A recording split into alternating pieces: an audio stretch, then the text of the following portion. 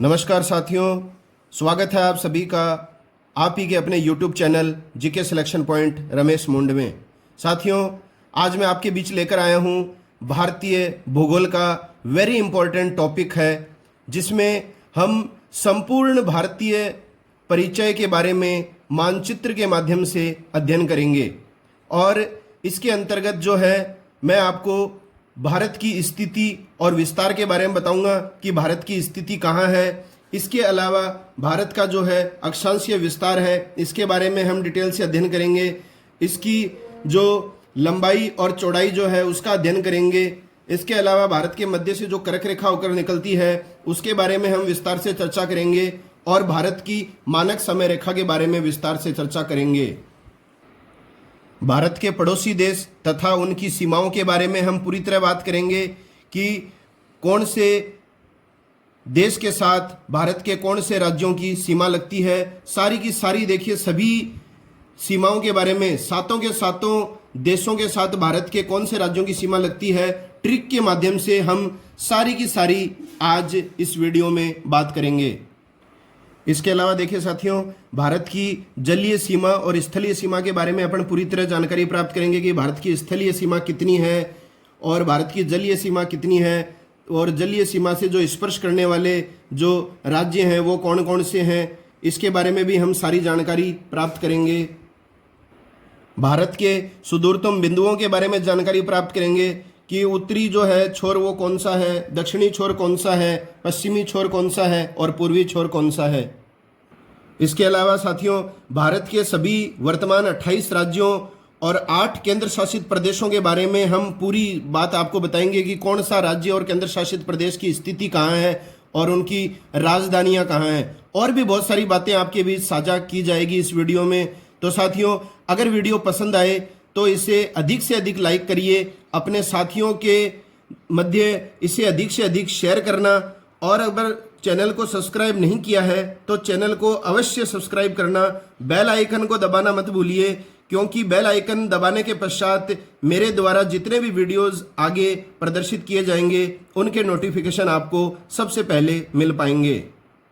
अब देखिए साथियों, सबसे पहले हम बात करेंगे कि हमारा जो देश है भारत, वो पृथ्वी पर कहाँ स्थित है।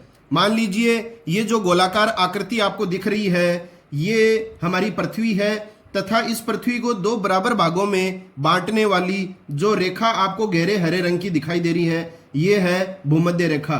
तो ये होती है भूमध्य रेखा, जिसको विषुवत रेखा और इक्वेटर के नाम से भी जाना जाता है। इसका मान होता है 0 डिग्री।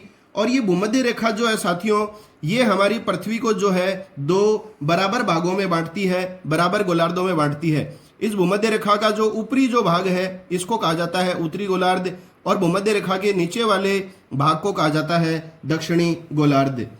अब देखिए साथियों, कर्क रेखा जो है वो उत्तरी गोलार्ध में है, इसका मान होता है 23.5 डिग्री उत्तर, और भूमध्य रेखा के नीचे दक्षिणी गोलार्ध में जो रेखा होती है 23.5 डिग्री दक्षिण, उसको बोलते हैं मकर रेखा। तो इनका मान भी परीक्षा में पूछा जा सकता है। भूमध्य रेखा का मान होता है 0 डिग्री अक्षांश, कर्क रेखा का होता है 23.5 डिग्री उत्तर, और मकर रेखा का होता है 23.5 डिग्री दक्षिण। और देखिए साथियों, ये जो आपको 0 डिग्री देशांतर जो रेखा दिखाई दे रही है, एकदम खड़ी रेखा, इसको जो है वो बोला जाता है 0 डिग्री देशांतर रेखा, जो पृथ्वी को दो गोलार्धों में बांटती है, एक तो पूर्वी गोलार्ध तथा एक है पश्चिमी गोलार्ध। अब देखिए साथियों, अगर हम हमारे पृथ्वी या हमारे भारत की बात करें तो भारत जो है वो कर्क रेखा पर स्थित है। भारत जो है वो कहाँ स्थित है? कर्क रेखा पर स्थित है। और कर्क रेखा जो है हमारे भारत के लगभग मध्य से होकर गुजरती है। तो कर्क रेखा भारत के लगभग मध्य से होकर गुजरती है। अब देखिए, प्रश्न ये आता है कि भारत कहाँ पर स्थित है। तो हम ये बताते हैं कि हमारी जो पृथ्वी है उसके उत्तर पूर्वी गोलार्ध में हमारा भारत स्थित है। तो इसमें प्रश्न यही बनता है कि भारत कहाँ स्थित है या भारत की स्थिति कहाँ है। तो भारत जो है वो उत्तरी पूर्वी गोलार्ध में स्थित है। इसमें प्रश्न आ जाएगा भारत स्थित है, एक दे देगा उत्तरी गोलार्ध में, दक्षिणी गोलार्ध में, एक दे देगा दक्षिणी पश्चिमी गोलार्ध में, एक दे देगा उत्तर पूर्वी गोलार्ध में। तो भारत कहाँ स्थित है साथियों? उत्तर पूर्वी गोलार्ध में स्थित है। तो अब हम आगे बात करेंगे भारत के विस्तार की। देखिए साथियों, भारत के विस्तार की अपन बात करेंगे तो इसमें प्रश्न आता है भारत का अक्षांशीय विस्तार पूछता है या आपको पूर्वी देशांतर का विस्तार। तो भारत का अक्षांशीय विस्तार जो है वो प्रारंभ होता है 8 डिग्री 4 मिनट उत्तरी अक्षांश से और ये है 37 डिग्री 6 मिनट उत्तरी अक्षांश। तो भारत का अक्षांशीय विस्तार है 8 डिग्री 4 मिनट उत्तरी अक्षांश से लेकर 37 डिग्री 6 मिनट उत्तरी अक्षांश। और देशांतरीय जो विस्तार है साथियों वो है 68 डिग्री 7 मिनट पूर्वी देशांतर से 97 डिग्री 25 मिनट पूर्वी देशांतर। तो ये जो पूरा का पूरा भी आ जाता है परीक्षा में, जैसे दे देता है 8 डिग्री 4 मिनट से 37 डिग्री 6 मिनट, 68 डिग्री 7 मिनट से 97 डिग्री 25 मिनट, या केवल उत्तरी अक्षांश का पूछे तो आप बता देना 8 डिग्री 4 मिनट से 37 डिग्री 6 मिनट, और पूर्वी देशांतर का पूछे तो आप बता देना 68 डिग्री 7 मिनट से 97 डिग्री 25 मिनट। ये है भारत का अक्षांशीय विस्तार। अब देखिए हम थोड़ी सी बात करेंगे भारत में जो कर्क रेखा है, वो कर्क रेखा जो है उसका मान आप जानते हैं 23.5 डिग्री उत्तर है। उत्तर इसलिए है साथियों क्योंकि उत्तरी गोलार्ध में है ये कर्क रेखा, इसलिए 23.5 डिग्री एन का मतलब होता है नॉर्थ।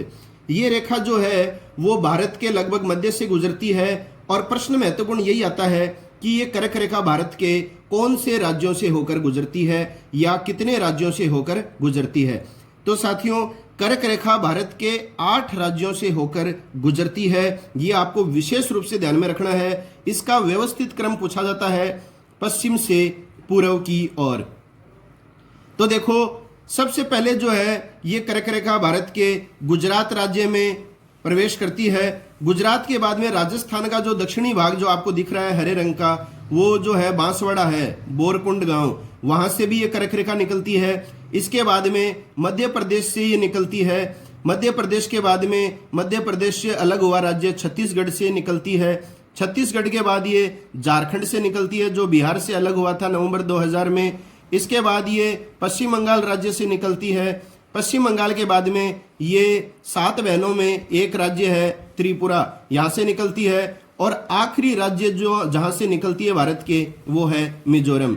तो ये 8 राज्य जो हैं आपको विशेष रूप से ध्यान में रखने हैं। सबसे पहला अगर आपको राज्य पूछ ले तो गुजरात आएगा और सबसे आखिरी अगर आपसे पूछ ले तो आखिरी आएगा मिजोरम। बाकी प्रश्न इसी तरह से बनता है, आपको दे दिया जाएगा राजस्थान, मध्य प्रदेश, झारखंड, बिहार, और प्रश्न आ जाएगा कौन से राज्य से कर्क रेखा नहीं निकलती है। तो साथियों ये जो खाली ब्लॉक आपको दिख रहा है वो है बिहार। तो बिहार से होकर नहीं निकलती है ये, नीचे आता है झारखंड, तो झारखंड से होकर ये रेखा निकलती है। तो दोबारा देख लीजिए कौन कौन से हैं वो 8 राज्य, गुजरात, मध्य प्रदेश, राजस्थान, छत्तीसगढ़, झारखंड, पश्चिम बंगाल, त्रिपुरा और मिजोरम। तो इनका जो क्रम है ये आप अच्छी तरह ध्यान में रख लीजिए, और कौन से राज्यों से होकर निकलती है ये भी आपको अच्छी तरह ध्यान होना चाहिए। अब देखिए साथियों अगला जो बात अपन करेंगे वो ये है कि उत्तर से लेकर दक्षिण तक जो इसकी लंबाई है भारत की, उत्तर से लेकर दक्षिण तक जो लंबाई है वो है 3214 किलोमीटर। ये आपको ध्यान में रखना है। नक्शा देखकर आपको पता लग गया होगा कि उत्तर से लेकर दक्षिण तक जो है इसका जो विस्तार है वो ज़्यादा है, जाहिर सी बात है। तो ज़्यादा है तो 3214 किलोमीटर जो है इसकी हो गई लंबाई। देखो सबसे बड़ी संख्या सबसे पहले है 3, 3 के बाद में 3 से पहले 2 आता है, 2 से पहले 1 आता है। तो आप उल्टी तरफ से लिख सकते हो 1, 2, 3 और सबसे लास्ट में लिख दो 4। तो ये याद करने की ट्रिक है, 1, 2, 3 और ये 4। तो 3214 किलोमीटर इसकी हो गई लंबाई। अब देखिए पूर्व से पश्चिम तक इसकी लंबाई कम है तो ये हो गई चौड़ाई। तो चौड़ाई कितनी है पूर्व से लेकर पश्चिम तक, ये है 2933। ये याद रखिएगा पूर्व से पश्चिम तक जो विस्तार है भारत का वो कम है और उत्तर से दक्षिण तक ज़्यादा है। तो उत्तर से लेकर दक्षिण तक है 3214 किलोमीटर और पूर्व से पश्चिम तक जो है वो है 2933 किलोमीटर। अब देखिए साथियों अगर आप सभी को हमारी देशांतर रेखाओं के बारे में पता है तो आप ये जानते होंगे कि हमारी जो प्रधान देशांतर रेखा है वो लंदन के ग्रीनविच से होकर गुजरती है। तो लंदन के ग्रीनविच से होकर जो है हमारी प्रधान देशांतर रेखा गुजरती है और इसे हम शून्य अक्ष, शून्य अंश या देशांतर रेखा भी कहते हैं। तो आप सभी जानते हैं इस तथ्य को। अब देखिए साथियों, जैसे जैसे हम ग्रीनविच रेखा से पूर्व की ओर आते हैं, ग्रीनविच रेखा से पूर्व की ओर आते हैं, समय जो है वो बढ़ता हुआ चला जाता है। और जैसे जैसे पूर्व से ग्रीनविच रेखा की ओर आते हैं तो समय घटता हुआ जाता है। ध्यान में रखिए, ग्रीनविच रेखा से पूर्व की ओर आएंगे तो समय बढ़ता है और पूर्व से ग्रीनविच रेखा की ओर आएंगे तो समय घटता हुआ जाता है। अब देखिए, देशांतर विस्तार की बात करें तो भारत का देशांतरीय विस्तार जो है, अभी मैंने आपको बताया था 68 डिग्री 7 मिनट से लेकर 97 डिग्री 25 मिनट पूर्वी देशांतर तक है। अगर हम 97 डिग्री 25 मिनट पूर्वी देशांतर से समय की गणना करेंगे तो यह समय आएगा 2 घंटे का। अब देखिए साथियों, मतलब यह है कि 97 डिग्री 25 मिनट पूर्वी देशांतर पर यदि सूर्य उदय 5 बजे होता है, सुबह 5 बजे होता है, तो यहाँ इसी समय पश्चिम में 68 डिग्री 7 मिनट पर जो सूर्य उदय होगा वो 2 घंटे बाद होगा 7 बजे, क्योंकि अंतर 2 घंटे का है, अर्थात यहाँ सूर्य उदय 2 घंटे बाद होगा 7 बजे। अब साथियों, ये आवश्यकता महसूस की गई कि भारत को एक ही समय में कैसे रखा जाए। तो सबसे बड़ा व्यवधान ये आया कि जो समय अंतर हमारा 2 घंटे आ रहा है, इसे कैसे दूर किया जाए। इसके लिए हमारे द्वारा दोनों पूर्वी देशांतरों का योग कर लिया गया। मतलब 68 डिग्री 7 मिनट और 97 डिग्री 25 मिनट का हमने क्या कर लिया, योग कर दिया, टोटल कर दिया। और टोटल करने के बाद में जो संख्या आई उसका हमने माध्य निकाल लिया, मीन निकाल लिया, टोटल कर लिया इन दोनों का। आप देख लेना, 97 डिग्री 25 मिनट और 68 डिग्री 7 मिनट का हमने योग कर लिया और योग जो आया उसका हमने माध्य निकाल दिया, मतलब डिवाइडेड बाई 2 कर दिया, तथा जो माध्य आया वो आया 82 डिग्री 30 मिनट पूर्वी देशांतर। तो साथियों, यही भारत की मानक समय रेखा निर्धारित है। तो 82 डिग्री 30 मिनट पूर्वी देशांतर से जो है भारत की मानक समय रेखा निर्धारित की गई है। तो ये इंपॉर्टेंट प्रश्न है। अब देखिए साथियों, परीक्षा में बार बार ये प्रश्न आता है कि भारत की मानक समय रेखा किन किन राज्यों से होकर गुजरती है। तो देखिए, भारत की जो ये मानक समय रेखा है, जो मैंने रेखा खींच रखी है हरे पेन से, ये है मानक समय रेखा। ये मानक समय रेखा जो है वो भारत के 5 राज्यों से होकर गुजरती है। वेरी इंपॉर्टेंट है परीक्षा की दृष्टि से। अब देखिए, आपको सारे के सारे मानचित्र के माध्यम से पता चल जाएगा, तो आप कभी ये 5 राज्य नहीं भूलेंगे। देखो, सबसे पहला उत्तर प्रदेश से होकर गुजर रही है, आप देख लीजिए, ये उत्तर प्रदेश है। इसके बाद में मध्य प्रदेश का जो ये नीला वाला जो क्षेत्र है, ये थोड़ा सा मध्य प्रदेश का भी इसमें आ रहा है, तो दूसरा राज्य हो गया मध्य प्रदेश। तीसरा जो है छत्तीसगढ़ से भी होकर ये निकल रही है। चौथा जो राज्य है वो उड़ीसा है, उड़ीसा से होकर भी ये निकल रही है, और ये आंध्र प्रदेश से होकर भी निकल रही है। तो भारत की मानक समय रेखा जो है वो क्या है, 82 डिग्री 30 मिनट पूर्वी देशांतर है। कितने राज्यों से होकर गुजरती है ये, तो साथियों ये 5 राज्यों से होकर गुजरती है। तो क्रम देख लीजिए आप, उत्तर प्रदेश, मध्य प्रदेश, छत्तीसगढ़, उड़ीसा और आंध्र प्रदेश। अब देखिए साथियों, ये भी प्रश्न पूछा जाता है कि मानक समय रेखा कहां से प्रारंभ होती है। तो साथियों, उत्तर प्रदेश में इलाहाबाद के समीप नैनी स्थान से जो है ये भारतीय मानक समय रेखा प्रारंभ होती है। तो ये वेरी इंपॉर्टेंट प्रश्न है, भारत की मानक समय रेखा कहां से प्रारंभ होती है। तो ये उत्तर प्रदेश में इलाहाबाद के निकट आपको स्थान दिया जाता है, नैनी स्थान से ये मानक समय रेखा जो है प्रारंभ होती है। साथियों, अगर ये वीडियो आपको अच्छा लग रहा है, मेरे द्वारा की गई कठोर मेहनत आपको वाकई अच्छी लगी है, तो निश्चित रूप से एक लाइक जो है आपकी ओर से जरूर बनता है। अपने साथियों में अधिक से अधिक वीडियो को शेयर करें, और चैनल को सब्सक्राइब नहीं किया है तो चैनल को सब्सक्राइब जरूर कर लें, बेल आइकन को जरूर दबा लें, क्योंकि बेल आइकन को दबाने के पश्चात मेरे द्वारा जितने भी वीडियो आगामी दिनों में प्रदर्शित किए जाएंगे उनका नोटिफिकेशन सबसे पहले आप तक पहुंच सकेगा। और भारतीय भूगोल को इसी तरह से मानचित्रों के माध्यम से मैं आपके बीच संपूर्ण रूप से प्रस्तुत करूंगा। तो साथियों, प्रथम बिंदु भारत की स्थिति और विस्तार का अध्ययन करने के बाद में दूसरा बिंदु जो है हम ले रहे हैं भारत के पड़ोसी देश तथा उनकी सीमाएं। तो साथियों, सबसे पहले तो जो है आपको ये पता होना चाहिए कि भारत के साथ कितने पड़ोसी देशों की सीमाएं लगती हैं। तो देखिए, मैंने इसको ट्रिक के माध्यम से आपको बताया है। भारत के पड़ोसी देशों की संख्या है 7। कितने हैं भारत के साथ पड़ोसी देशों की सीमा लगती है? तो वो 7 राज्य देश हैं। और देखिए वो 7 देश कौन कौन से हैं साथियों, आपको केवल ध्यान में रखना है बचपन में एमबीए आपको नहीं करनी है, आपको ये सूत्र के द्वारा ध्यान में रखना है बचपन में एमबीए। और इसके अंदर जो ये में जो शब्द है साथियों, इसका कोई तात्पर्य नहीं है, में साइलेंट है, आप ध्यान में रख लेना, क्योंकि परीक्षाओं में प्रश्न आता है 4 देशों के नाम दे दिए जाते हैं और आपसे पूछा जाता है कि कौन से देश के साथ भारत की सीमा स्पर्श नहीं करती है या करती है। तो देखिए बचपन का क्या हो गया, बै का हो गया बांग्लादेश, और आपको पता है बांग्लादेश के साथ सबसे ज्यादा जो है भारत की सीमा लगती है। और ये एकदम क्रम के हिसाब से है साथियों, आपको अगर क्रम पूछ लिया जाए कि सबसे ज्यादा सीमा किसके साथ लगती है, उससे कम किसके साथ लगती है, तो सबसे आखिर में देखिए अफगानिस्तान आ रहा है। अफगानिस्तान के साथ सबसे कम जो है वो भारत की सीमा लगती है। तो देखिए सबसे पहले बांग्लादेश है, बै का मतलब, च का मतलब हो गया चीन, पै का मतलब हो गया पाकिस्तान, न का मतलब हो गया नेपाल। तो बचपन में 4 देश आ गए, बांग्लादेश, चीन, पाकिस्तान, नेपाल। में से कोई मतलब नहीं है, में साइलेंट है। एम का हो गया म्यांमार, बी का हो गया भूटान और ए का हो गया अफगानिस्तान। तो ये ट्रिक अगर आपको अच्छी लगी है तो वीडियो को लाइक जरूर करें। अब देखिए साथियों, जैसा कि आपको सबको पता है कि नए जो 2 केंद्र शासित प्रदेश बन गए हैं 31 अक्टूबर 2019 को, इसके बाद में जो है भूगोल के मानचित्र का जो है बहुत हद तक जो है नक्शा परिवर्तित हो चुका है। विशेष रूप से अगर मैं बात करूं तो वो है एकदम उत्तरी छोर का जो नक्शा है वो पूरी तरह परिवर्तित हो चुका है। और कौन कौन से देशों के साथ कौन कौन से राज्यों की सीमाएं लगती हैं, तो इसमें भी थोड़ा सा परिवर्तन आ चुका है।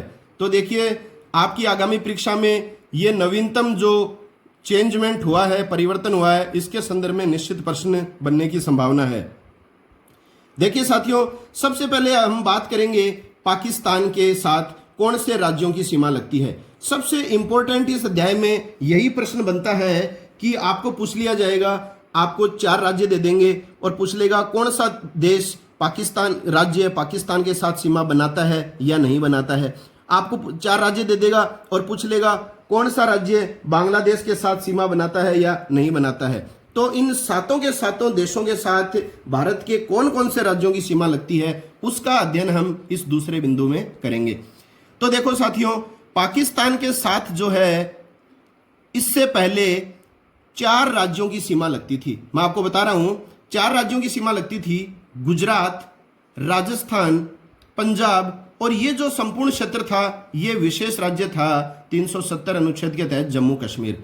तो जम्मू कश्मीर अब राज्य नहीं रहा, आपको पता है, ये जम्मू कश्मीर जो है केंद्र शासित प्रदेश बन गया है, यूनियन टेरिटरी बन गया है। तो देखिए वर्तमान में जो है पाकिस्तान के साथ 3 तो राज्यों की सीमा लगती है और 2 केंद्र शासित प्रदेशों की सीमा लगती है। तो देख लीजिए आप इसके सामने स्पष्ट हो रहा है, यहां से ये सीमा लगनी प्रारंभ हो रही है और यहां तक लग रही है। यहां तक लग रही है मतलब ये जो है सीमा, ये जम्मू कश्मीर की भी इसमें आ रही है और इसमें लद्दाख का क्षेत्र भी आ रहा है इतना। तो 3 राज्य कौन से हो गए, तो वो हो गए पंजाब, गुजरात, राजस्थान, और 2 हो गए केंद्र शासित प्रदेश जम्मू कश्मीर और लद्दाख। इसका साथियों देखो एक सूत्र बनाया है मैंने, वो देखिए आप, पाकिस्तान पंगु राजल है, पाकिस्तान पंगु राजल है। तो देखिए पाकिस्तान का सूत्र है ये, पै का मतलब जो हो गया वो पंजाब हो गया, ग का मतलब जो है वो गुजरात हो गया, रा का मतलब राजस्थान हो गया, तो तीनों राज्य हो गए, जय का मतलब जम्मू कश्मीर केंद्र शासित प्रदेश हो गया, और लय का मतलब हो गया लद्दाख। तो आप समझ गए होंगे पाकिस्तान के साथ 3 राज्य और 2 केंद्र शासित प्रदेशों की सीमा लगती है। अब देखिए दूसरा है अफगानिस्तान। तो अफगानिस्तान के साथ जो है वो पाकिस्तान अधिकृत कश्मीर की सीमा लगती है। तो अफगानिस्तान के साथ सबसे कम सीमा लगती है भारत की, और वो किस केंद्र शासित प्रदेश के साथ लगती है, केवल लद्दाख के साथ। ये आपको ध्यान में रखना है, अफगानिस्तान के साथ लद्दाख की सीमा लगती है, न कि जम्मू कश्मीर की। तीसरी अपन बात करेंगे, देखिए साथियों हम क्रम से चल रहे हैं एकदम। तीसरा अपन बात करेंगे चीन। तो चीन के साथ देखो जो सीमा लगती है वो 5 राज्यों की सीमा लगती है। इसमें एक छोटा सा सूत्र है साहू लाल। साहू जो है व्यक्ति का नाम है, आगे उसने और लगा रखा है लाल, तो नाम हो गया एक व्यक्ति का साहू लाल। साहू तो आपको इंग्लिश में ध्यान में रखना है और लाल जो है आपको हिंदी में ध्यान में रखना है। तो सारे के सारे राज्य आ जाएंगे साथियों, क्योंकि हम कंफ्यूज हो जाते हैं। और कंफ्यूज इसलिए हो जाते हैं क्योंकि हमें नक्शे में हर राज्य की स्थिति का ज्ञान नहीं होता है। तो आज मैं आपको सारे राज्यों और केंद्र शासित प्रदेशों की स्थिति अच्छी तरह समझाऊंगा। चीन के साथ देखो कौन से 5 राज्य लगते हैं। एस का मतलब हो गया यहां पर सिक्किम, ए का मतलब जो है साथियों वो हो गया अरुणाचल प्रदेश, एच का मतलब हो गया हिमाचल प्रदेश, और यू का मतलब हो गया उत्तराखंड, और लाल का मतलब यहां पर हो गया लद्दाख। अच्छी तरह ध्यान में रखिए, ला का मतलब लद्दाख हो गया, इस ले का कोई मतलब नहीं है, लाल का मतलब क्या हो गया लद्दाख। तो चीन के साथ वर्तमान में कितने राज्यों की सीमा लगती है, तो ध्यान में रखना कभी भी 5 नहीं बताने हैं, 4 राज्यों की सीमा लगती है वर्तमान में। वो टाइम गया जब 5 राज्यों की लगती थी, जम्मू कश्मीर भी था 5वां। अब वो जम्मू कश्मीर नहीं रहा, वो केंद्र शासित प्रदेश है, राज्य नहीं है। तो चीन के साथ 4 राज्यों की सीमा लगती है और एक केंद्र शासित प्रदेश लद्दाख की। अच्छी तरह ध्यान में रखिएगा बात को। चौथी देखिए साथियों, अपन बात करते हैं नेपाल की। तो देखिए नेपाल के साथ जो है वो 5 राज्यों की सीमा लगती है। देखो ये 5 राज्य आपके सामने एकदम स्पष्ट दिखाई दे रहे हैं। यहां से लेकर यहां तक की जो स्थिति है वो पूरी नेपाल की है। तो उत्तराखंड की लगती है, उत्तर प्रदेश की लग रही है, बिहार की लग रही है, पश्चिम बंगाल की लग रही है, ये देखो सीमा, और ये सिक्किम की लग रही है। तो देखो नेपाल का भी सूत्र मैंने बनाया है। नेपाल के साथ पहली बात तो ध्यान में रखिए कितने राज्यों की सीमा लगती है, 5 की। इसका सूत्र है उतरो उतरो बस बिगड़ गई, मतलब सारी की सारी सवारियां जो हैं वो बस से नीचे उतर जाओ। क्यों उतर जाओ? क्योंकि बस में गड़बड़ हो गई है, टायर पंचर हो गया है, तो उतरेंगे तभी तो नया टायर डालेंगे। तो उतरो उतरो बस बिगड़ गई। कौन बोल रहा है? ये कंडक्टर बोल रहा है सवारियों को। तो उतरो का मतलब हो गया उत्तराखंड, दूसरे उतरो का मतलब हो गया उत्तर प्रदेश, बै का मतलब हो गया यहाँ पर पश्चिम बंगाल, सै का मतलब हो गया यहाँ पर सिक्किम, और बिगड़ गई है किसकी हालत? बिहार की। तो बै का हो गया बिहार। तो ये 5 जो राज्य हैं ये नेपाल के साथ सीमा बनाते हैं। इसके बाद में देखिए साथियों 5वीं जो बात करेंगे अपन, भूटान। भूटान के साथ जो है वो भारत के 4 राज्यों की सीमा लगती है। तो देखो भूटान के साथ कौन से 4 राज्यों की सीमा लगती है, इसका सूत्र आप ध्यान में रख लीजिए, और थोड़ी सी आप नक्शे की जो है वो जानकारी थोड़ी सी ध्यान में रख लीजिए, कभी प्रश्न गलत नहीं होगा। सबसे ज्यादा इस अध्याय में यही प्रश्न आता है, सबसे कठिन। भूटान की सीमा 4 राज्यों से लगती है। सूत्र है अरुणा, अरुणा आ पास, मतलब अरुणा को हम बोल रहे हैं आजा पास, तो अरुणा आ पास। अरुणा का अरुणाचल प्रदेश हो गया, आ का हो गया असम, पै का हो गया पश्चिम बंगाल, और सै का हो गया सिक्किम। तो देखिए साथियों ये रहा भूटान। भूटान के आप साफ दिख रहा है आपको कि पश्चिम बंगाल की ये सीमा जो है वो भूटान से लग रही है। इसके अलावा असम जो है इसकी सीमा भी लग रही है। इसके अलावा अरुणाचल प्रदेश की देखो ये जो सीमा है ये अरुणाचल प्रदेश की भी लग रही है, और जो है सिक्किम की जो है वो लगी रही है। तो अरुणाचल प्रदेश, असम, पश्चिम बंगाल और सिक्किम की सीमा भूटान से लगती है। अब देखिए साथियों इसके बाद में अपन बात करेंगे म्यांमार। म्यांमार की जो सीमा है वो एकदम पूर्वी सीमा किस देश के साथ लगती है भारत की, तो वो म्यांमार के साथ लगती है। तो ऐसे प्रश्न भी पूछे जा सकते हैं, एकदम पूर्वी सीमा किस देश के साथ लगती है? म्यांमार। म्यांमार के साथ 4 राज्य लगते हैं। इसका सूत्र है साथियों अरुणा मामी म्याऊ, अरुणा मामी म्याऊ। तो देखिए इसका तात्पर्य क्या हो गया? ए का मतलब जो हो गया साथियों ये हो गया अरुणाचल प्रदेश, अरु, अरु का मतलब अरुणाचल प्रदेश हो गया। ना का मतलब हो गया नागालैंड, मा का मतलब हो गया मणिपुर, और मी का मतलब हो गया मिजोरम। तो म्यांमार के साथ देखिए ये 4 राज्यों की सीमा लगती है, अरुणाचल प्रदेश, नागालैंड, मणिपुर और मिजोरम। तो आप सूत्र ध्यान में रखिए अरुणा मामी म्याऊ। अगला जो देश है जिसके साथ भारत की सीमा लगती है वो है बांग्लादेश। तो बांग्लादेश के साथियों सबसे ज्यादा सीमा लगती है भारत की, और 5 राज्यों के साथ बांग्लादेश सीमा बनाता है। इसका सूत्र है एकदम सीधा सा, मित्र मेघा आप बांग्लादेश में हैं। तो बांग्लादेश आ गया तो आपको पता चल जाएगा बांग्लादेश का सूत्र है। तो हम हमारी मित्र है जिसका नाम है मेघा, उसको क्या बोल रहे हैं? मित्र मेघा आप बांग्लादेश में हैं। तो देखिए मी का जो बन गया साथियों वो बन गया मिजोरम, ध्यान में रखिएगा। तरह का बन गया त्रिपुरा, मे का जो है वो बन गया मेघा, मेघा का मतलब क्या बन गया, मेघालय बन गया। आ का बन गया असम और पै का बन गया पश्चिम बंगाल। तो मित्र मेघा आप बांग्लादेश में है, बांग्लादेश में है तो मैंने आपको याद करने के हिसाब से जोड़ा है कि बांग्लादेश आप समझ जाओ। मी का मतलब मिजोरम, त्रे का मतलब त्रिपुरा, मे का मतलब मेघालय, मेघा का मतलब मेघालय, आ का मतलब असम और पै का मतलब पश्चिम बंगाल। तो देखिए ये रहे वो पांचों राज्य, मिजोरम, त्रिपुरा, मेघालय, असम और पश्चिम बंगाल।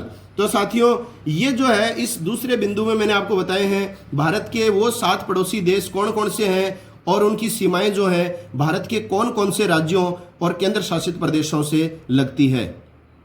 अब देखिए साथियों तीसरा जो बिंदु हम लेंगे भारत के सामान्य परिचय में वो है भारत की जलीय तथा स्थलीय सीमा। देखिए साथियों ये जो पूरा मानचित्र जो है ये पूरी जो इसकी आउटलाइन है ये होता है स्थलीय सीमा। पूरी की पूरी जो ये स्थलीय सीमा है ये है साथियों 15,200 किलोमीटर। वेरी इंपॉर्टेंट क्वेश्चन है, 15,200 किलोमीटर आपको उत्तर कब बताना है, जब आपको पूछा जाए भारत की स्थलीय सीमा की लंबाई कितनी है। अब देखिए इसकी एग्जैक्ट लंबाई भी एक बार परीक्षा में आ चुकी है, वहां ऑप्शन में 15,200 नहीं था, तो आप ध्यान में रखिए 15,000 तो है ही है, इसके ऊपर एग्जैक्ट जो आएगा वो आएगा 15,106.7।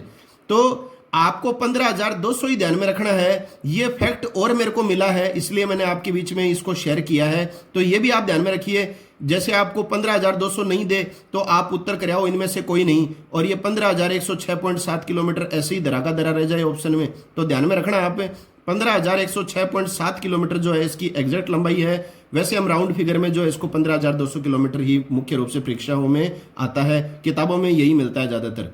अब देखिए ये तो होगी स्थलीय सीमा की लंबाई 15,200 किलोमीटर, स्थलीय सीमा पूरी की पूरी है ये।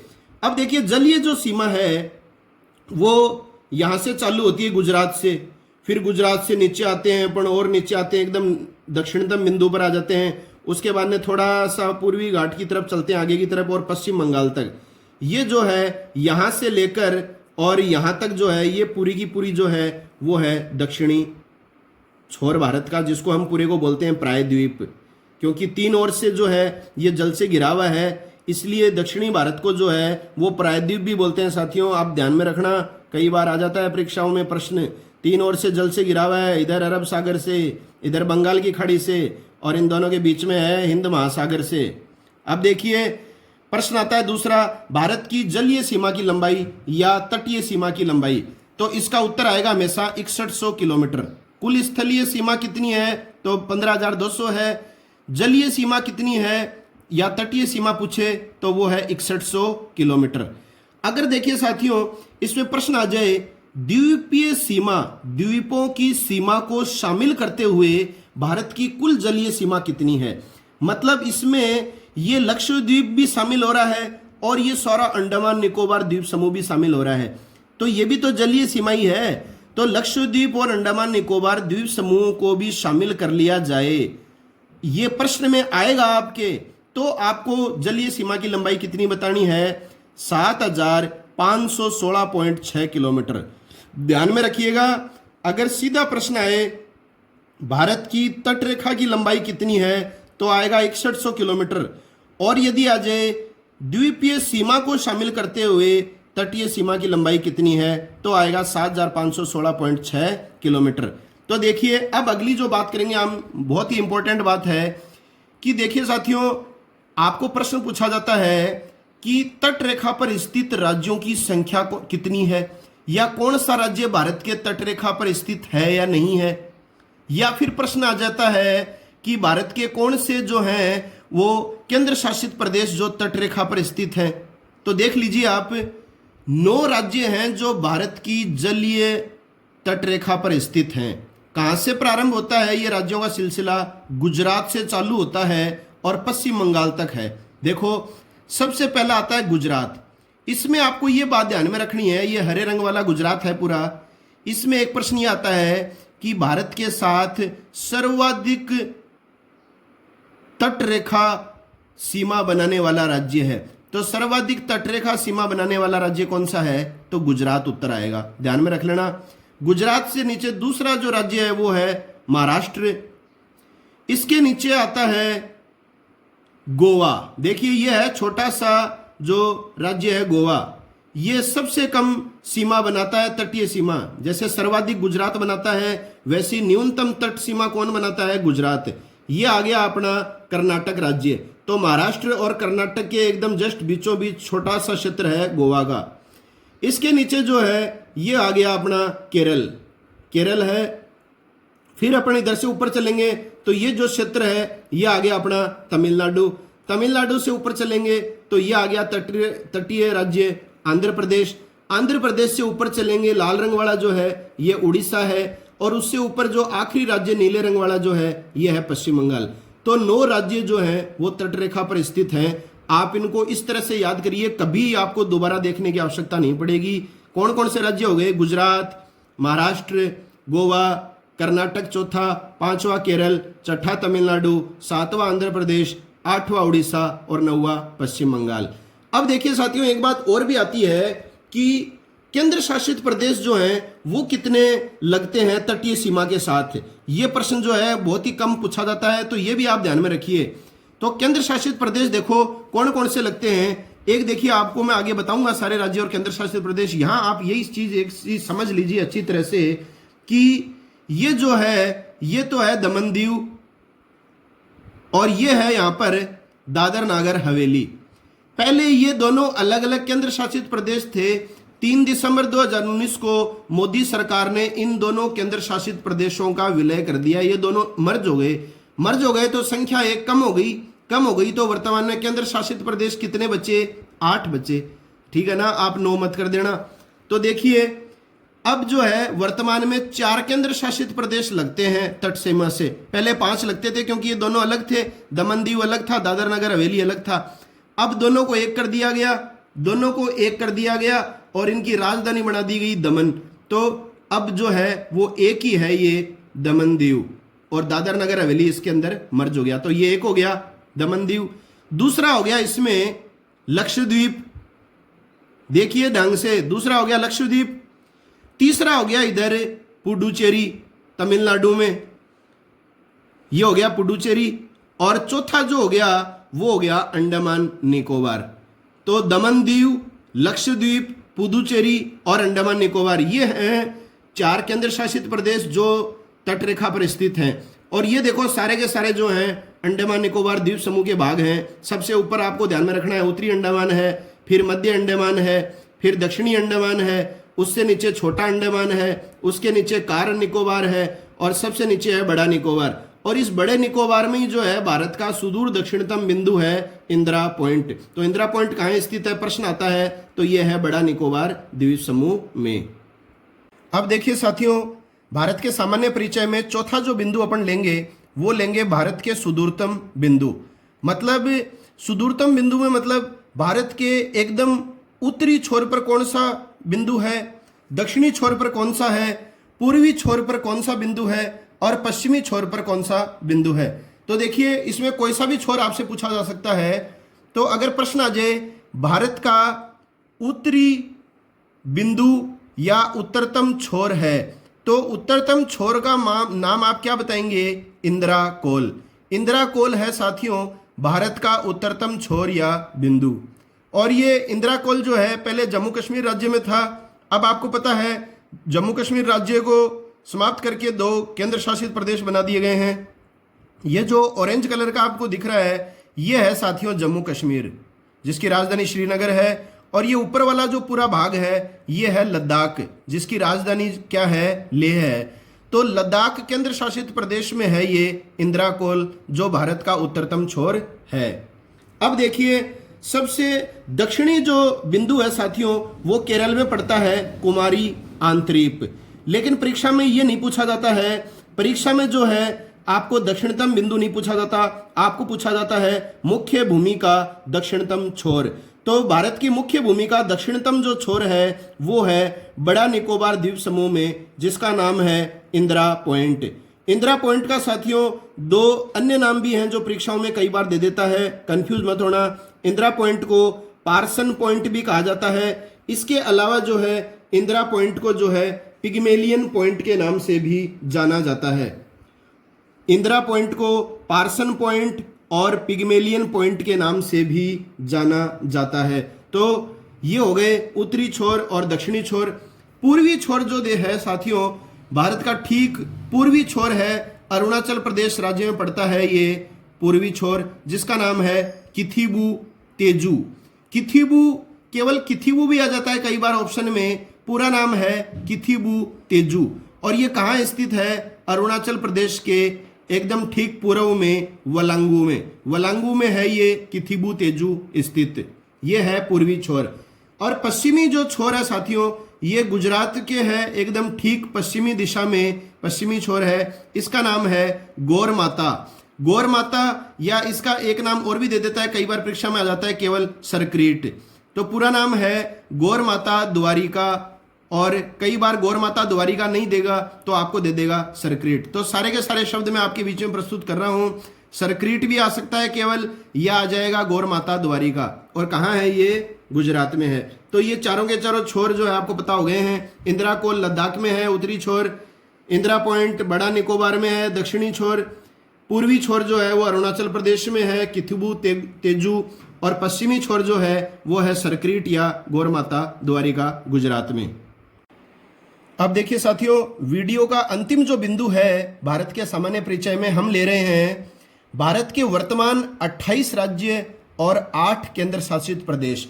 सबसे पहला तथ्य तो आपको यही ध्यान में रखना है साथियों कि वर्तमान में राज्यों की संख्या कितनी है? 28 है, और केंद्र शासित प्रदेश कितने हैं? 8 हैं। अब देखिए, सबसे पहले अपन बात करते हैं सर्वाधिक क्षेत्रफल वाले राज्य की। उसके बाद में आपको एक एक राज्य की स्थिति बताऊंगा, मैं केंद्र शासित प्रदेश की स्थिति बताऊंगा, इनकी राजधानियों से भी हम परिचय प्राप्त करेंगे, कुछ अन्य तथ्य भी जानेंगे। सर्वाधिक क्षेत्रफल वाले राज्य, देखो परीक्षाओं में आता है सर्वाधिक क्षेत्रफल वाले राज्य, तो आपको 3 तो याद ही होने चाहिए साथियों। इसका एक सूत्र है राम महान उत्तर प्रदेश में। मतलब राम जो है, आपको पता है राम जो है वो महान थे, और उत्तर प्रदेश राज्य से संबंधित थे अयोध्या से, अयोध्या नगरी के राजा थे राम। तो राम महान कहाँ है? उत्तर प्रदेश में है। तो रा का मतलब हो गया सबसे पहले राजस्थान। यह है सर्वाधिक क्षेत्रफल वाला राज्य। 3,42,239 वर्ग किलोमीटर है इसका क्षेत्रफल, आप सभी लोग जानते हैं। राजस्थान के बाद में दूसरा जो स्थान आता है साथियों, मैं का हो गया मध्य प्रदेश। ये आप ध्यान में रखिए, मैं का मतलब हो गया मध्य प्रदेश। तो राम में कौन से 2 राज्य आ गए? राजस्थान और मध्य प्रदेश। महान तीसरा है, महान का बन गया महाराष्ट्र, और चौथा है उत्तर प्रदेश का उत्तर प्रदेश हो गया। में का कोई मतलब नहीं है यहाँ पर। अब न्यूनतम क्षेत्रफल वाले राज्य अगर आपसे पूछे जाएं, तो न्यूनतम क्षेत्रफल वाले राज्य में आप क्या सूत्र लगाएंगे? जीएसटी। आपको पता है ये कर चल रहा है जीएसटी, है ना, हर चीज में जीएसटी कटता है। तो शुरू वाले जी का मतलब हो गया गोवा। सबसे कम क्षेत्रफल वाला गोवा है। गोवा से बड़ा है सिक्किम, और सिक्किम से बड़ा है त्रिपुरा। तो इसमें कई बार जैसे ऑप्शन में गोवा नहीं आता और आपसे पूछ लेता है न्यूनतम क्षेत्रफल वाला राज्य कौन सा है, तो गोवा नहीं दे तो सिक्किम करना पड़ेगा, दोनों नहीं आए गोवा और सिक्किम तो त्रिपुरा। ये बात आप समझ गए होंगे। अब देखिए, वर्तमान में 28 राज्य हैं, 8 केंद्र शासित प्रदेश हैं। 2011 की जनगणना के अनुसार देश में कुल जिलों की संख्या 640 रही है। यही हमें पढ़ना है 2021 की जनगणना तक। और 6.41 लाख जो है ये वर्तमान में गांवों की संख्या है। अब देखिए, हम एकदम उत्तर से चालू करेंगे, फिर पश्चिम में आएंगे, फिर दक्षिण में होते होते फिर पूर्व में आएंगे, और फिर वापस उत्तर में चले जाएंगे। तो सारे के सारे राज्य और केंद्र शासित प्रदेश हमारे कवर हो जाएंगे। तो देखिए साथियों, सबसे पहले सबसे ऊपर जो है, ये जो एरिया जो अपना दिख रहा है आपको, ये है लद्दाख। ये नया केंद्र शासित प्रदेश बना है जम्मू कश्मीर राज्य से अलग होकर, और ये है जम्मू कश्मीर इसके नीचे, ये भी केंद्र शासित प्रदेश है। तो जम्मू कश्मीर जो केंद्र शासित प्रदेश है, इसकी राजधानी है साथियों श्रीनगर, और लद्दाख की जो राजधानी है, इसकी क्या राजधानी है? इसकी राजधानी है लेह। ये आपको अच्छी तरह ध्यान में रखना है साथियों। अब देखिए, ये नए केंद्र शासित प्रदेश बने हैं, तो इनके बारे में मैं आपको थोड़ी सी जानकारी जरूर देना चाह रहा हूं यहाँ पर कि 5 अगस्त, अच्छी तरह देखिए यहाँ पर, 5 अगस्त 2019 को देश में जम्मू कश्मीर को विशेष राज्य अनुच्छेद 370 के रूप में दर्जा समाप्त कर दिया गया। तो जम्मू कश्मीर को विशेष राज्य का दर्जा समाप्त कर दिया गया था। कब किया गया? 5 अगस्त 2019 को। तथा इनके स्थान पर 2 नए केंद्र शासित प्रदेश बनाए जाने की घोषणा की गई। तो साथियों, ये तो केवल घोषणा की गई थी 5 अगस्त 2019 को कि जम्मू कश्मीर राज्य का दर्जा समाप्त कर दिया जाएगा और इसके स्थान पर 2 नए केंद्र शासित प्रदेश बनाए जाएंगे। अब ये घोषणा लागू कब हुई? 31 अक्टूबर 2019। ये तिथि इंपॉर्टेंट है परीक्षा की दृष्टि से। 31 अक्टूबर 2019 को उस महान व्यक्ति की स्मृति में ये कार्य हुआ, सरदार वल्लभ भाई पटेल, जिन्होंने पूरे भारत का एकीकरण किया। उनकी स्मृति में राष्ट्रीय एकता दिवस के अवसर पर 31 अक्टूबर 2019 को जम्मू कश्मीर तथा लद्दाख नए केंद्र शासित प्रदेश अस्तित्व में आए। जम्मू कश्मीर की राजधानी श्रीनगर और लद्दाख की राजधानी लेह। अब चलते हैं वापस अपन लद्दाख और जम्मू कश्मीर की तरफ। तो देखिए साथियों, लद्दाख में जो है वो 2 जिले वर्तमान में आते हैं। अब देखिए, आपको किसी भी राज्य या केंद्र शासित प्रदेश के जिले आपसे नहीं पूछे जाते हैं साथियों, लेकिन चूंकि ये नए केंद्र शासित प्रदेश बने हैं, इसलिए आपको इन जिलों के बारे में निश्चित रूप से ध्यान रखना है। परीक्षा में सवाल बन सकता है। लद्दाख में जो है साथियों, जो 2 डिस्ट्रिक्ट आते हैं, 2 जिले हैं। एक तो इसकी राजधानी लेह है, इसके अलावा जो है एक जिला है करगिल। तो करगिल और लेह 2 जिले हैं। अब देखिए साथियों, जम्मू कश्मीर देखिए, आपको क्षेत्रफल की दृष्टि से बहुत ही छोटा लग रहा होगा लद्दाख से, लेकिन इसमें जो है टोटल 22 जिले आते हैं। जम्मू कश्मीर में वर्तमान जो केंद्र शासित प्रदेश है, इसमें कितने जिले हैं, डिस्ट्रिक्ट कितने हैं, तो ध्यान में रखना है आपको। 22 जिले हैं।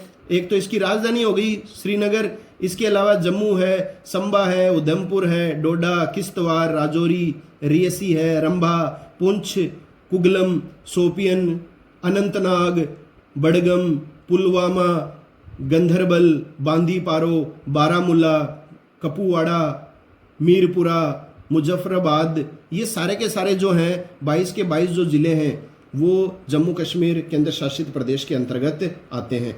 और इसमें जो अफगानिस्तान से जो सीमा लगती है, पाक अधिकृत कश्मीर की जो लद्दाख में है, वो उसमें 2 जिले आते हैं साथियों। जम्मू कश्मीर के ये 2 जिले आते थे, वो हैं POK के अंतर्गत मीरपुर और मुजफ्फराबाद। तो ये आपको ध्यान में रखना है कि इन 22 जिलों में 2 ऐसे जिले हैं जो पाक अधिकृत कश्मीर के अंतर्गत आते हैं। कौन से हैं? मीरपुर और मुजफ्फराबाद। अब देखिए, नीचे की तरफ चलते हैं अपन। हिमाचल प्रदेश इनके नीचे है। हिमाचल प्रदेश की राजधानी जो है वो शिमला है। पंजाब आता है, पंजाब की राजधानी जो है वो चंडीगढ़ है। हरियाणा नीचे आ रहा है, तो हरियाणा की राजधानी भी चंडीगढ़ है। और चंडीगढ़ स्वयं में क्या है? एक केंद्र शासित प्रदेश है। तो केंद्र शासित प्रदेश 3 पढ़ लिए हमने, लद्दाख, जम्मू कश्मीर और चंडीगढ़। उससे थोड़ा पश्चिम की तरफ चलते हैं अपन, तो सबसे बड़ा क्षेत्रफल वाला राज्य राजस्थान आ जाता है। राजस्थान की राजधानी जयपुर है। इसके नीचे चलते हैं तो गुजरात आ जाता है, और गुजरात की राजधानी गांधीनगर है। सबसे ज़्यादा तटीय सीमा वाला राज्य जो है वो गुजरात है, हम पढ़ चुके हैं। और गुजरात में साथियों जिला है कच्छ। ये भारत का सबसे बड़ा जिला है, याद रखना आप अच्छी तरह, ये भारत का सबसे बड़ा जिला है। और इसका जो क्षेत्रफल है वो है 45,652 वर्ग किलोमीटर। तो ये है भारत का सबसे बड़ा जिला गुजरात का कच्छ, और इसका क्षेत्रफल कितना है? 45,652 वर्ग किलोमीटर। वैसे तो क्षेत्रफल नहीं पूछा जाएगा साथियों, लेकिन आपको कच्छ जिला जरूर ध्यान में रखना है। अब इसके नीचे अपन चलते हैं तो ये आता है दमन दीव, और इधर आता है दादर नगर हवेली। अब दमन दीव और दादर नगर हवेली के संदर्भ में भी आपको विशेष रूप से ध्यान में रखना है। देखिए क्या तथ्य है, दिसंबर 2019 में जो है दादर नगर हवेली तथा दमन व दीव को मिला दिया गया है। तो दादर व नगर और दमन दीव को विलय कर दिया गया है मोदी कैबिनेट के द्वारा, और इनकी राजधानी जो है वो क्या बनाई गई है? दमन बनाई गई है। ये आप ध्यान में रख लेना, दमन दीव और दादर नगर हवेली को मिला दिया गया है, और इनकी राजधानी क्या बनाई गई है? दमन बनाई गई है। तो एक केंद्र शासित प्रदेश कम हो गया है। अब देखो, ये इसके नीचे आता है महाराष्ट्र। महाराष्ट्र की राजधानी मुंबई है। इसके नीचे जो है ये सबसे छोटा क्षेत्रफल वाला राज्य है गोवा। अभी हमने पढ़ा था GST, गोवा, सिक्किम और त्रिपुरा। तो सबसे कम क्षेत्रफल वाला गोवा, गोवा की राजधानी पणजी है। फिर आता है कर्नाटक, कर्नाटक की राजधानी बेंगलुरु है। उससे नीचे अपन चलेंगे तो केरल आ जाएगा, केरल की राजधानी तिरुवनंतपुरम है।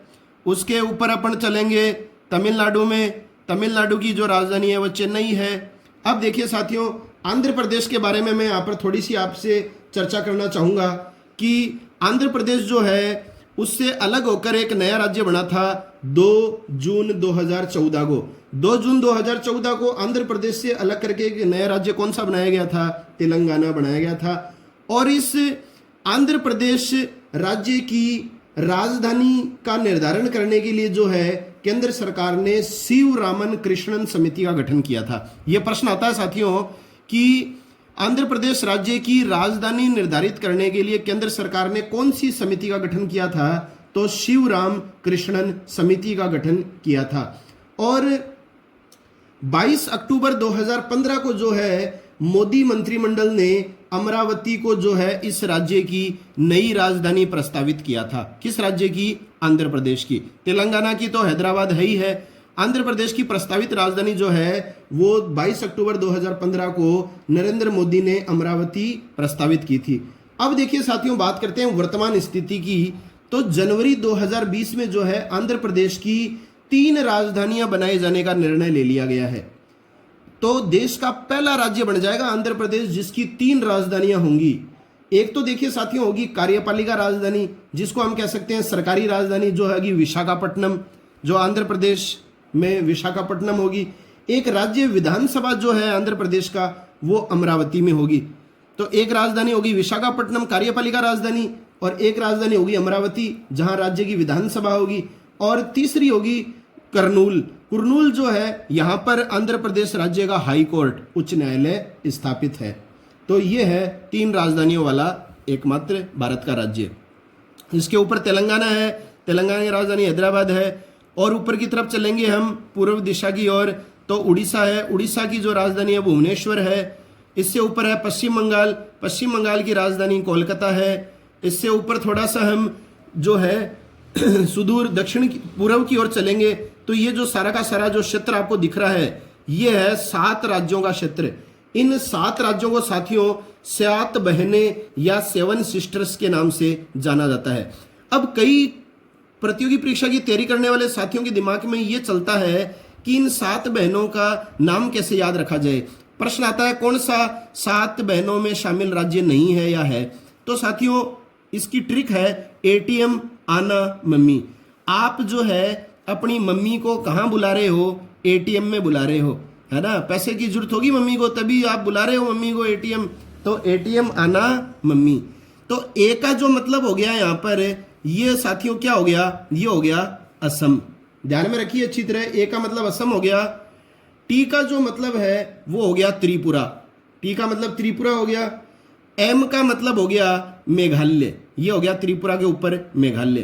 तो एटीएम में 3 राज्य आ गए, असम, त्रिपुरा, मेघालय। अब आना, आना भी अलग अलग शब्द है। पहले आ का मतलब जो है वो हो गया अरुणाचल प्रदेश, सबसे सुदूर जो ऊपरी ऊपर है पूर्व में अरुणाचल प्रदेश। ना का मतलब हो गया अरुणाचल प्रदेश के नीचे नागालैंड। ना का मतलब नागालैंड हो गया। और मम्मी में जो है मैं और मी, आधा मैं वाला जो है ये साथियों साइलेंट है। पहले वाला मैं का मतलब हो गया मणिपुर और मी का मतलब हो गया मिजोरम। तो आप कभी अब नहीं भूलेंगे एटीएम आना मम्मी। तो ये हो गए अपने 7 के 7 जो है बहनें या पूर्व के जो 7 राज्य हैं। देखो साथियों इनकी स्थिति बहुत जरूरी है, ध्यान में रखना। इसमें ज्यादातर विद्यार्थी कंफ्यूज होते हैं। देखिए हम इधर से चलते हैं, ये जो बांग्लादेश का जो क्षेत्र है वहां पे चलो। ऊपरी ऊपर जो है यहाँ पर ये मेघालय है। मेघालय के नीचे जो है वो त्रिपुरा है। त्रिपुरा से आपको पता है कर्क रेखा निकलती है। और आखिरी राज्य जिससे कर्क रेखा निकलती है वो हो गया मिजोरम। मिजोरम से ऊपर चलेंगे तो आ जाएगा मणिपुर। मणिपुर से ऊपर चलेंगे तो ये आ जाएगा नागालैंड। और नागालैंड से ऊपरी ऊपर चलेंगे तो अरुणाचल प्रदेश आ जाएगा। अरुणाचल प्रदेश और मेघालय के बीच में जो है ये आ गया असम। असम आ जाएगा और त्रिपुरा से ऊपर मेघालय। तो इस तरह से याद रखिए आप। एकदम पूर्व में देखिए नागालैंड, मणिपुर, मिजोरम, नागालैंड, मणिपुर, मिजोरम। और इधर देखिए अरुणाचल प्रदेश, असम, मेघालय, त्रिपुरा। अरुणाचल प्रदेश, असम, मेघालय, त्रिपुरा। और ऊपर की ओर चलते हैं तो इधर आता है अपना सिक्किम। ये भूटान का क्षेत्र है। सिक्किम आता है। सिक्किम साथियों जो है वो 7 बहनों में शामिल नहीं है, ये आपको विशेष रूप से ध्यान में रखना है। अब देखिए थोड़ी सी राजधानियों की हम बात कर लेते हैं।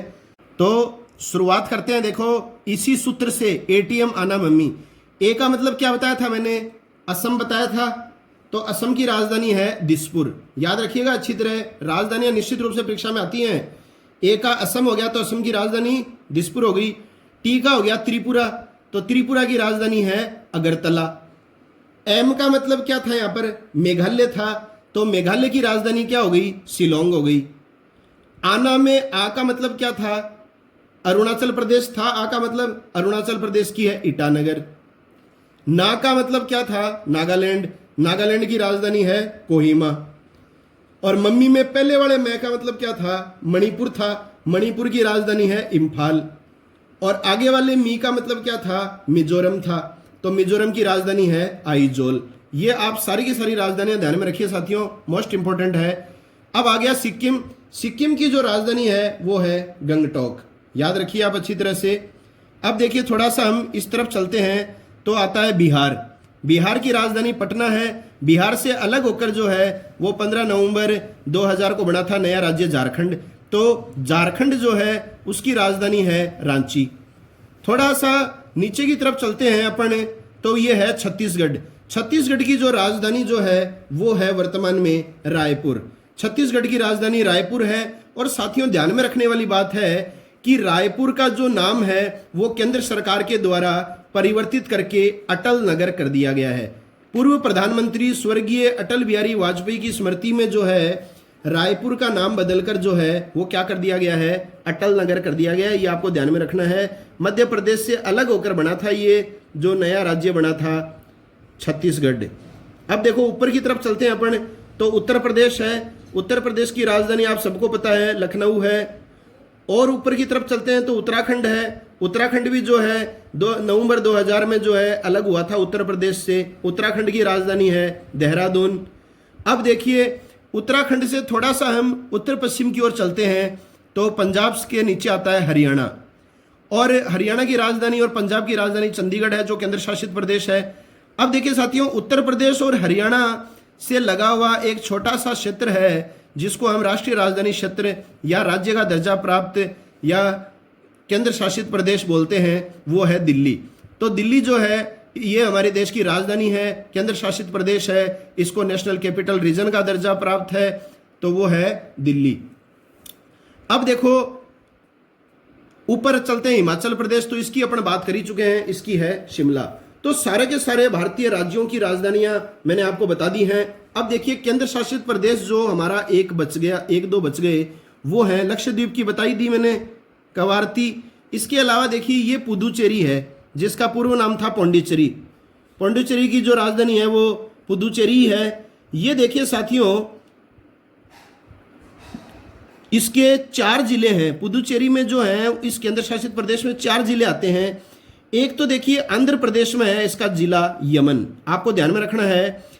एक है तमिलनाडु में कराईकल, और तमिलनाडु में ही है पुदुचेरी भी, ये आपको ध्यान में रखना है। और इसके अलावा एक केरल में है पौंडीचेरी का जिला माहे। ये माहे जो है ये भारत का सबसे छोटा जिला है। जैसे हमने सबसे बड़ा जिला पढ़ा था गुजरात का कच्छ, वैसे ही भारत का सबसे छोटा जो जिला है वो है माहे। और ये पुदुचेरी का जिला है, केरल में है ये, इसका क्षेत्रफल है 9 वर्ग किलोमीटर। तो पुदुचेरी जो केंद्र शासित प्रदेश है वो 3 राज्यों में समाहित है। स्वयं पुदुचेरी तो तमिलनाडु में है, यमन आंध्र प्रदेश में है, कराईकल जो है ये भी तमिलनाडु में है, और माहे जो जिला है ये केरल में है। अब एक बच गया अपने अंडमान निकोबार द्वीप समूह। तो अंडमान निकोबार जो है ये हमारा जो है वो बच गया। अंडमान निकोबार की जो राजधानी है केंद्र शासित प्रदेश की ये है साथियों पोर्ट ब्लेयर। तो पोर्ट ब्लेयर जो है वो वर्तमान में अंडमान निकोबार की राजधानी है। और इससे पहले हम जो है अंडमान निकोबार के संदर्भ में चर्चा कर भी चुके हैं। सबसे ऊपरी जो छोर है वो कहलाता है उत्तरी अंडमान, मध्य वाला मध्य अंडमान, नीचे वाला दक्षिणी अंडमान, उसके बाद में आता है छोटा अंडमान, उसके बाद में आता है कार निकोबार, और सबसे नीचे आता है बड़ा निकोबार। और सबसे नीचे बड़ा निकोबार में स्थित क्या है, भारत का सुदूर दक्षिणतम भूमि का दक्षिणी बिंदु जिसको कहा जाता है इंदिरा पॉइंट। यह आपको विशेष रूप से ध्यान में रखना है। तो साथियों ये है हमारा भूगोल से संबंधित महत्वपूर्ण अध्याय भारत का सामान्य परिचय, जिसमें हमने पूरी तरह से भारत की स्थिति और विस्तार के बारे में चर्चा की है। इसके अलावा भारत के पड़ोसी देश और उनकी सीमाओं के बारे में हमने विस्तृत रूप से चर्चा की। भारत की जलीय तथा स्थलीय सीमा के बारे में हमने गहन अध्ययन किया। भारत के सुदूरतम बिंदुओं के बारे में हमने पढ़ा और भारत के सभी 28 राज्य और 8 केंद्र शासित प्रदेशों के बारे में हमने सभी उपयोगी जानकारियां हासिल की। साथियों, अगर आपको ये वीडियो अच्छा लगा है, मेरी मेहनत आपको अच्छी लगी है, तो वीडियो को लाइक जरूर कीजिए। अधिक से अधिक साथियों के बीच इस वीडियो का प्रचार प्रसार करें, शेयर करें और चैनल को सब्सक्राइब जरूर करें। जीके सिलेक्शन पॉइंट रमेश मुंड यूट्यूब चैनल को आप सब्सक्राइब करें, बेल आइकन को दबाएं और बेल आइकन को दबाने से होगा क्या साथियों, मेरे द्वारा जितने भी आगे वीडियोस प्रदर्शित किए जाएंगे उनकी नोटिफिकेशन आपको सबसे पहले मिल जाएगी। तो साथियों, मिलते हैं नए वीडियो के साथ। तब तक के लिए जय हिंद, जय भारत, वंदे मातरम।